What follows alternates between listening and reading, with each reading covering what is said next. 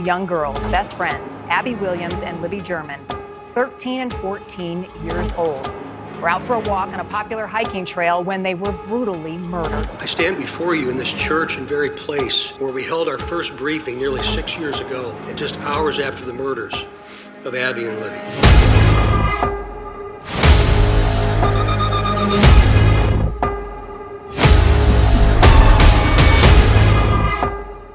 February 13th, 2017, the lives of teens Abagail Williams and Liberty German took an unexpected turn for the worse.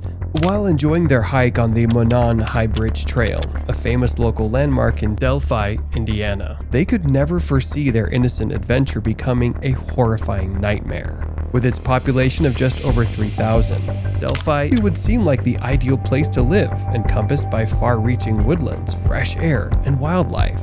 A small town where neighbors knew each other's names and families had deep connections. The murders of two high schoolers would plunge the whole population into dread and suspicion for years to come. Sit back as we take you through turns and twists as we try to unravel the mystery behind the Delphi killer. The girls grew up in the same town and attended the same grade and school. They were 8th graders at the Delphi Community Middle School. When they finished the hike, the teenagers were supposed to meet up with Mike Patty, Liberty's grandfather. But as time passed, his concern grew, and eventually he reported them as missing. Thus, a search began, spearheaded by Sheriff Tobias Liesenby. After 24 hours of the girls being reported missing, the police could only share that 2 bodies had been found. The case is unusual from most others, as the police tried not to disclose most of the crucial details, as they thought it might damage the integrity of the case itself. On February 15th, the police finally decided to inform the media that the bodies uncovered were those of the 2 girls that had gone missing. Their family's worst nightmare had become true. Their beloved daughters were victims of a double homicide that day. This discovery would mark the beginning of a long chase. With little to no evidence, the police and the investigators were up against one of history's toughest cases to date. The bodies were located some ways off the hiking trail. An FBI agent later confirmed in his report that the girls had clothing missing from their bodies and that the killer had probably moved and staged the remains. Once the joy of life of their families were now left rotting in the woods. We can only imagine the excruciating pain and suffering the killer had brought upon the families. Later that same day, the police revealed that Liberty German's phone had been found. This key find would bring forward the last memories of the 2 teenage girls and a clue as to who the suspect might be. Just a little pause to remind you that this channel posts a lot of similar content to the one you're watching. And if you prefer to be updated when the next bone-chilling documentary drops, you can always subscribe. Alright, now back to where we left off. The evidence was always scarce in the Delphi murder case. At 2:07 p.m., Liberty photoed Abby on the bridge and posted it on Snapchat. This was the last their parents would see of them. The image will forever be etched in their memories. But a breakthrough would come soon after, as if her soul were guiding the authorities to the killer. A video would be discovered from Liberty's phone. In it, we see a man telling the girls to walk down the hill. Who was this man? Police could only specify him as the prime suspect at the time. The police were now receiving countless tips since the release of the pictures. They urged the public to collaborate in their investigations, however they could. Even a horrifying animated video surfaced after the murders, repeating the whole scene and depicting the last moments the girls would have in this world. Even thinking about being ambushed in such a setting sends chills down my spine. The core details of the case are still a mystery. The autopsy reports and the murder method still aren't disclosed to the public, even after more than 5 years.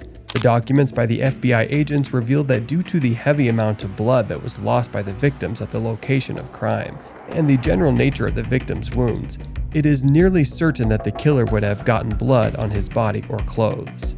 We could only imagine the horrors the girls went through in their last moments. Our condolences go out to Liberty and Abby's families. May they have the strength to deal with their loss.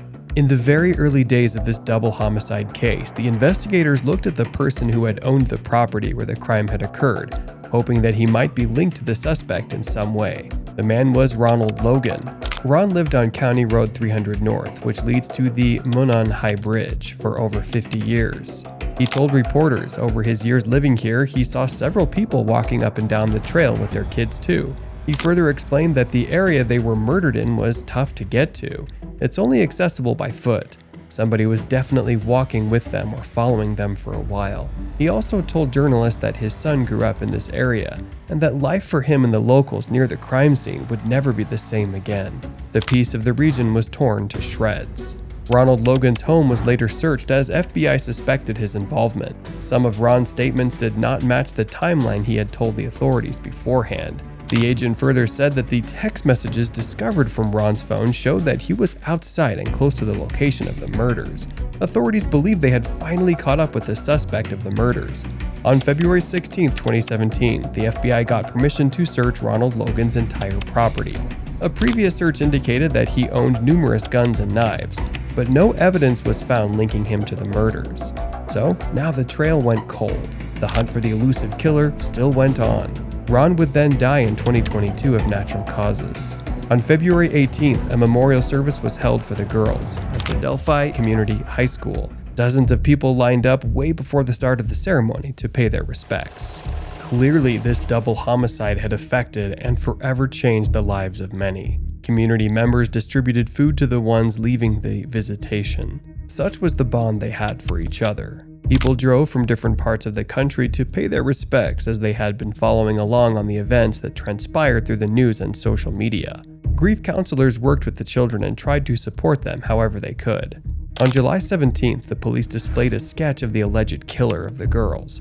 They urged the public again to share any information. Until now, things were looking grim. The police reaching out to the people constantly can be seen as a sign that they had little to no information regarding who or where the killer might be.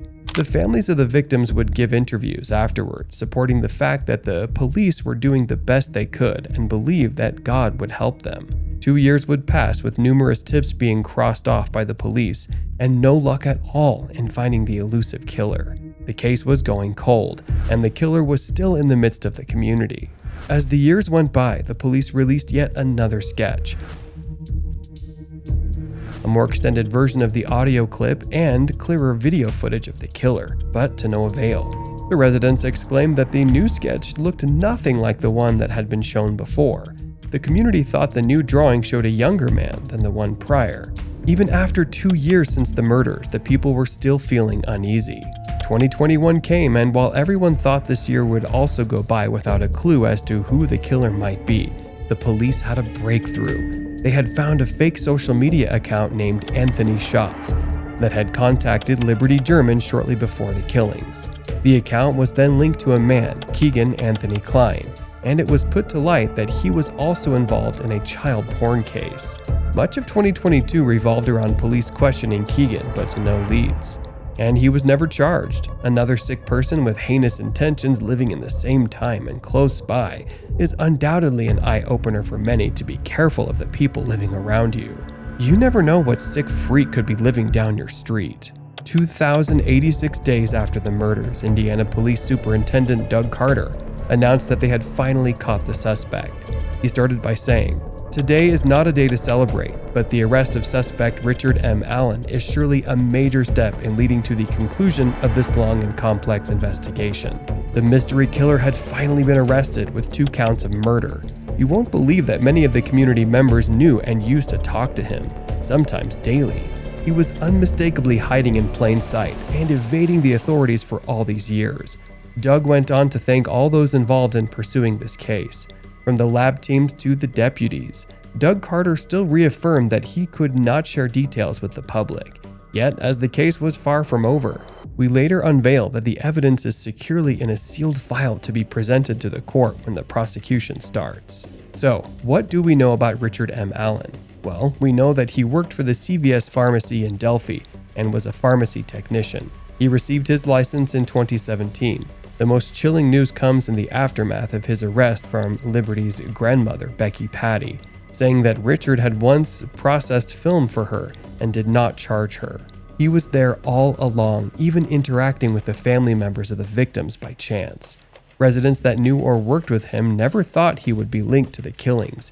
People just thought of him as a normal guy, living all these years in the shadows while authorities chased after him and the community mourned the dead. On his social media, there was also a picture of him posing next to the sketch of the murderer released by the police, all while smiling maniacally. You might be wondering what led authorities to Richard. The only lead they had was from an unfired bullet found just a few feet away from the bodies. Investigators were able to link the bullet with Richard's gun, as when bullets leave the chamber of a firearm, fired or not, they are etched with microscopic marks. Leads for investigations have previously been linked using this kind of technology in laboratories, so police suspected that Mr. Richard was most definitely the same person they saw in the video at the crime scene. What happened to Richard M. Allen after his arrest? Since being arrested, Richard has pleaded not guilty to the charges against him. First, he wanted to hire his own lawyer. Still, upon learning that he wouldn't be able to sustain the legal fees, he then filed for a lawyer provided by the state. A special judge held a hearing to decide whether to publicly release the affidavit, including the evidence. Things got heated in the court as Richard's lawyer argued that he wanted the documents publicly released because he wasn't impressed with the evidence sealed within. The judge then issued a gag order to bar those connected to the trial from making extrajudicial statements publicly. A plea was then made to change the trial's location, since it would be difficult not to find a jury that hadn't heard of this case before. The request was denied. Richard M. Allen is being held at the Westville Correctional Facility as of November 2022. To this date, we are still uncertain by the court whether Richard was the killer or not. Bits and pieces of evidence suggest that Richard was responsible for the murders, but nothing concrete enough. This can be dubbed as one of the most challenging cases in the modern era. We hope you found this video interesting. Be sure to like and comment on any other case you'd like to see a video on.